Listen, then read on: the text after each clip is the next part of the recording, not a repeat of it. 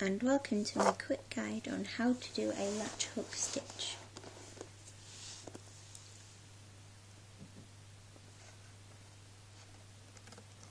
Place under the line that you want to place a stitch on.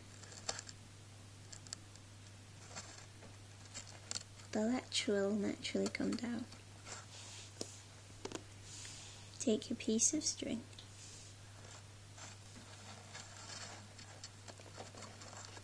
place it under the handle. Make sure that the two ends are as even as possible. Bring up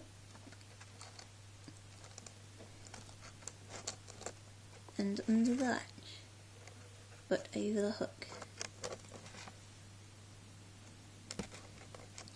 Keep hold of the wool, pull your hook down and through, and there you have it.